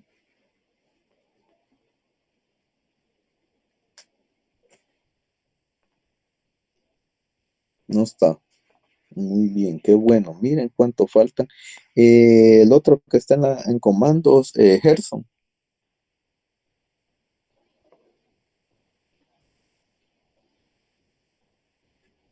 Tampoco, vaya, qué bueno. Bueno, miren, niños, lo primero que tenemos que tener cuidado es el abordaje con estos pacientes. Esto ya se los dijeron. ¿Y sabe cuándo se los dijeron? Y solo 5 minutos estuve yo. Se los dijo el licenciado Nelson Sandoval. Pero como todos están más pendientes de otras cosas que de la clase, nadie se acuerda. Este tipo de pacientes, si usted está solo, puede utilizar varias técnicas. ¿Cuál va a utilizar usted? La que menos comorbilidades le traiga al paciente en esos momentos. Si, por ejemplo, es un paciente de emergencia, ni modo, hay que dormirlo porque hay que dormirlo. Pero si es un paciente electivo, usted se puede dar el lujo de practicar varias técnicas. Y una de ellas es la intubación en paciente vigil.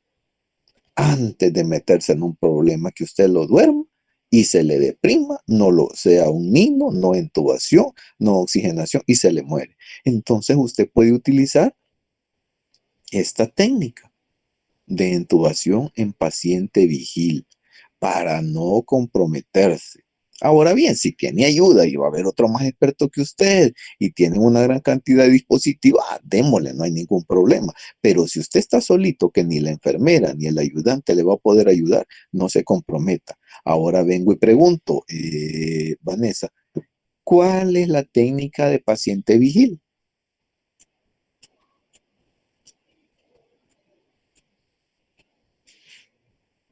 No, Lick, no sé. Este bicho está caño, man. El que esté exponiendo. Kevin Silva. Kevin. Sí. ¿Y La tú fuiste técnica. tú fuiste a la capacitación que dio el Nelson ahí en la universidad?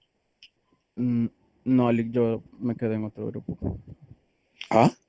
No, yo me quedé en otro grupo, no entré a la capacitación que dio él. Y que solo un grupo se la dio. Sí. Qué raro. Bueno. Jocelyn. Espérame. Es cuando, no estoy segura, Alex, pero es cuando se ¿Y tú intuban fuiste con ese el día? paciente despierto. ¿Y fuiste ese día? Sí fui, pero llegué tarde. Como las 12 llegaste, ¿no? No, no me acuerdo qué horas eran, pero ya habían dicho eso. Sí, no, faltaban como 10. Bueno. ¿Quién quería hablar? Sí, es la técnica cuando el paciente está despierto y se administra, primeramente oxígeno, luego un ansiolítico y de 5 a 10 puffs de lidocaína. Ujú. Ya casi, vaya, ya vamos llegando. ¿Quién más da? ¿Quién da más? La niña que lo sabe todo y lo que no lo sabe es porque lo ha leído.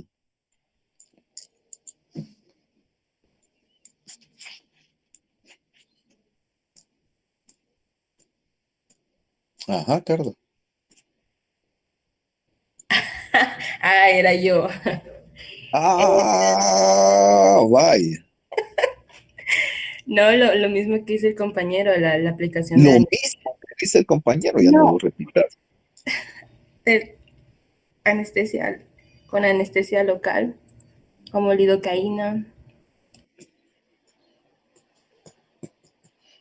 Vaya, Milagro, ayúdanos. Ya te dimos un gran cachimbo de pistas. Pero también, bueno, está la anestesia tópica que se tiene que utilizar, la lidocaína en spray, y se mencionaba con ansiolítico, pero aquí va una pregunta, Lick. Esta intubación vigil depende de la posición en que lo va a hacer, porque puede ser en un paciente sentado o en una posición de las que hemos mencionado antes. Ahorita solo estamos haciendo la inducción, ¿verdad? Ajá. ¿Verdad? Entonces, ahorita solo ya vamos a pasar ese segundo plano. Ahorita es importante saber cómo lo vamos a dormir. Ajá, entonces, básicamente sería la anestesia tópica, la lidocaína en spray, o incluso se mencionaba lidocaína en, ¿cómo se llama? Ya lo Nebulizada. vas a ver. Exacto, va. Ahí está ya las tres cosas. Va. Entonces, ¿cómo vamos a hacer? En primer lugar, tenemos a nuestro paciente en sala de operaciones y comenzamos, incluso previo a pasar a sala de operaciones. Primero lo que tenemos que hacer es dar por lo menos unos 10 sprayazos de lidocaína. Y ahí está el paciente haciendo gárgaras. Gárgaras, gárgaras, gárgaras. 2, si ya somos macizos, podemos bloquear los pilares amigdalinos. Usted agarra una aguja 25 o 26 y al final, después de que el paciente haya hecho las gárgaras, por supuesto, ¿va? Puede dar unos bloqueos en los pilares amigdalinos, unos 12 C por cada lado, ¿verdad? Posteriormente, si usted quiere, puede hacer unas nebulizaciones con lidocaína, unos 12 C y 100 miligramos o 50 miligramos de ketamina en nebulización. Eso ayuda a que el paciente vaya perdiendo sus reflejos, a fin de que cuando usted haga la maniobra, este paciente no presente un problema de náuseas o un rechazo.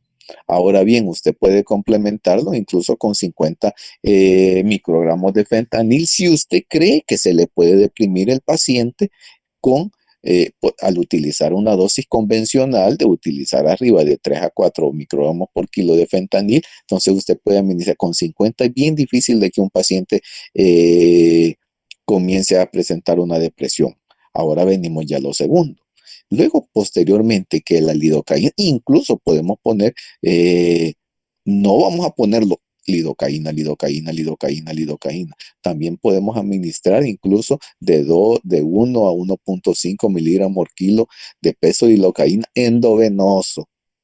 Entonces ya podemos, imagínense, por supuesto, vuelvo, insisto, no le vamos a poner endovenoso, no le vamos a poner en spray, no le vamos a poner en el bloqueo, no le vamos a poner nebulizado, porque entonces lo vamos a intoxicar, sino que usted va eligiendo cuáles son las que va a utilizar.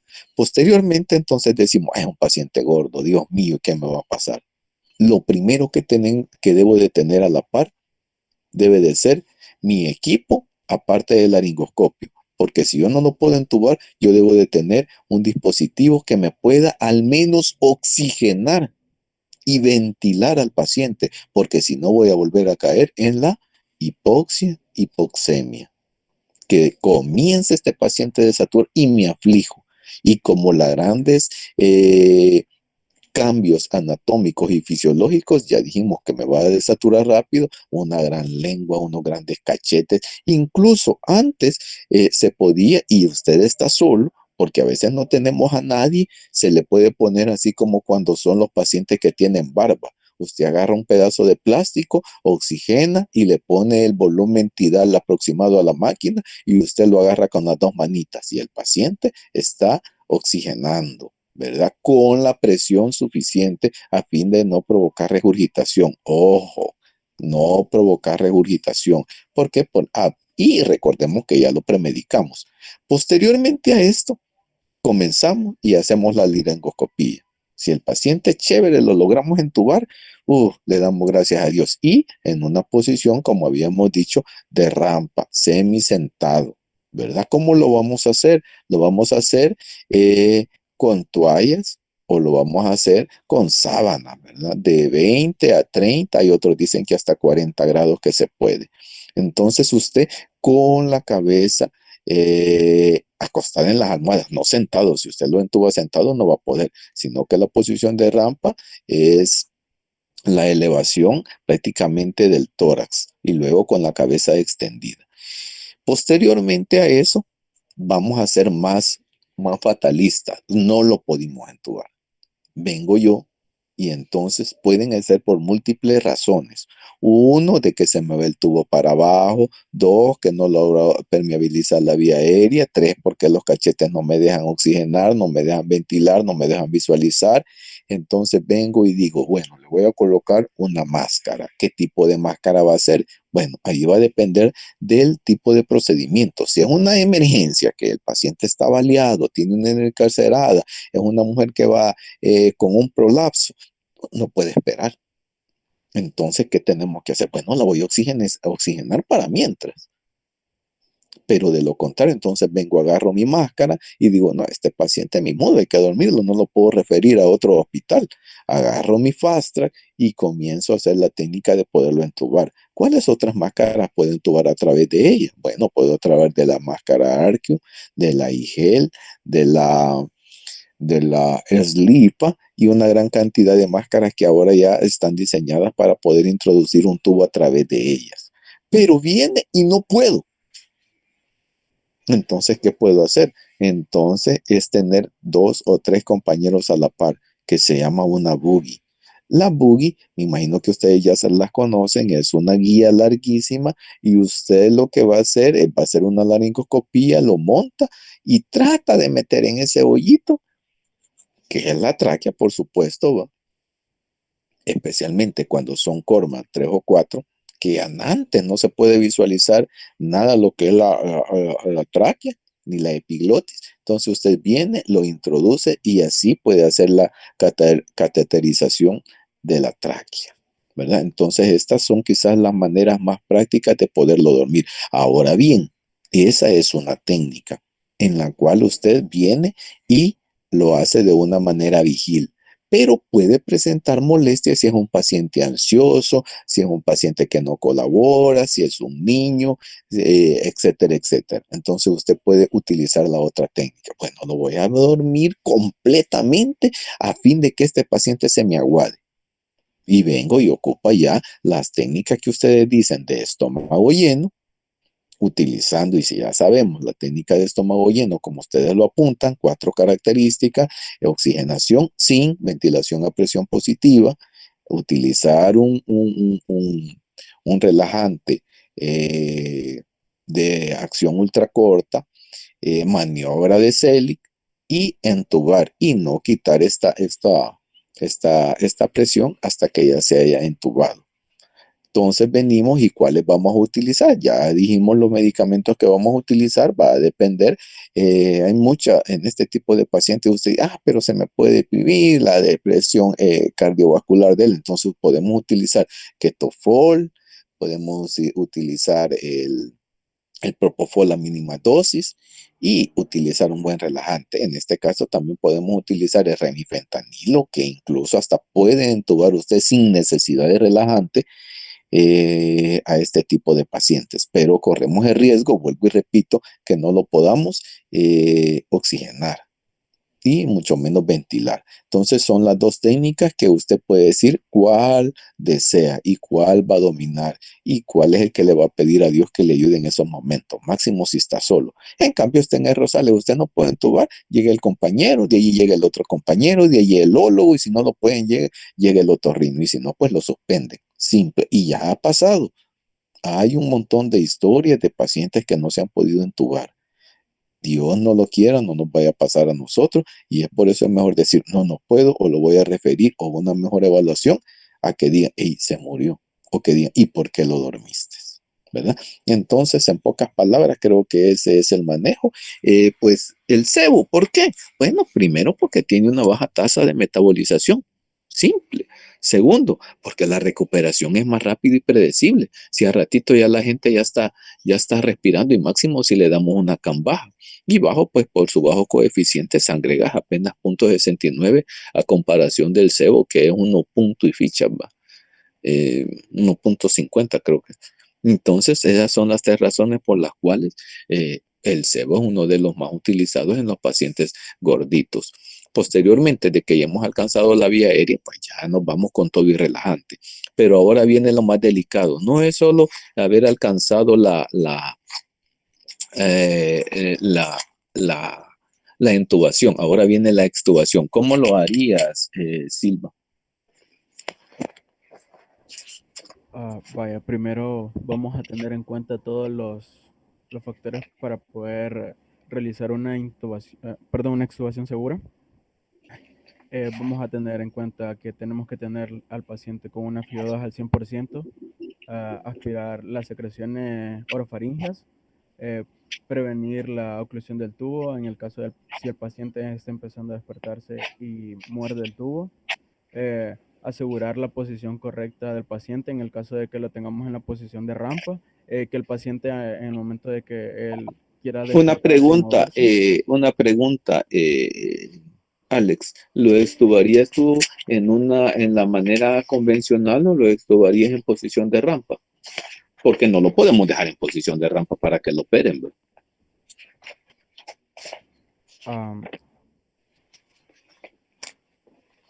La literatura mencionaba que en el caso de el movimiento del paciente se deben de moverlo a consideración del cirujano. Entonces, si se necesita quitarse la rampa, se le tiene que quitar.